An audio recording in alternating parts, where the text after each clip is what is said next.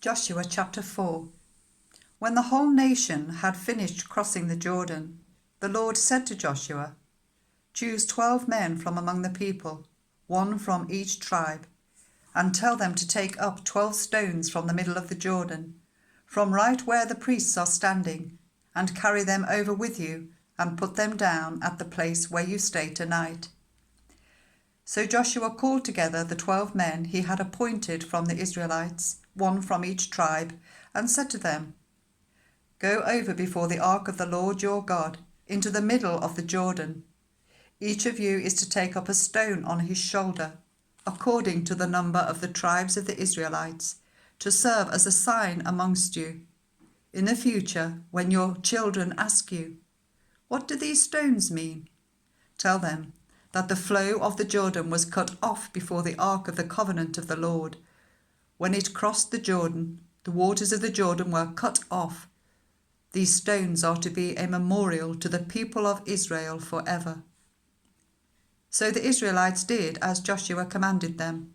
They took 12 stones from the middle of the Jordan, according to the number of the tribes of the Israelites. And the Lord had told Joshua, and they carried them over with them to their camp, where they put them down. Joshua set up the 12 stones that had been in the middle of the Jordan at the spot where the priests who carried the Ark of the Covenant had stood, and they are there to this day.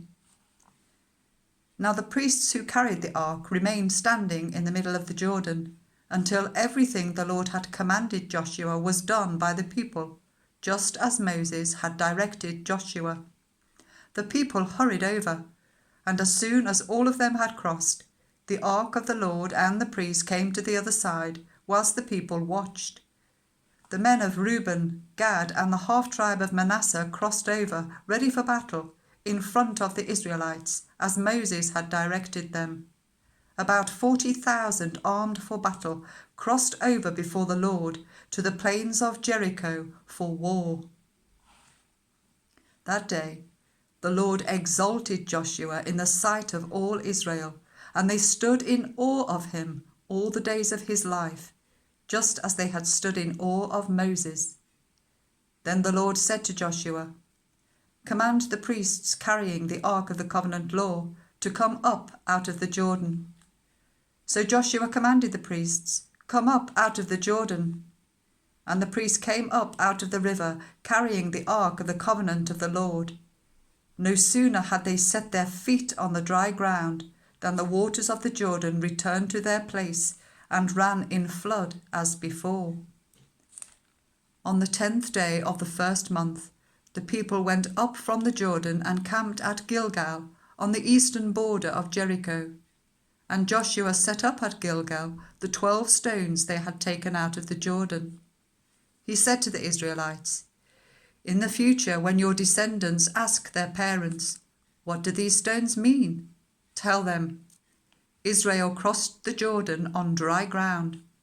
For the Lord your God dried up the Jordan before you until you had crossed over. The Lord your God did to the Jordan what he had done to the Red Sea, when he dried it up before us until we had crossed over. He did this so that all the peoples of the earth might know that the hand of the Lord is powerful, and so that you might always fear the Lord your God.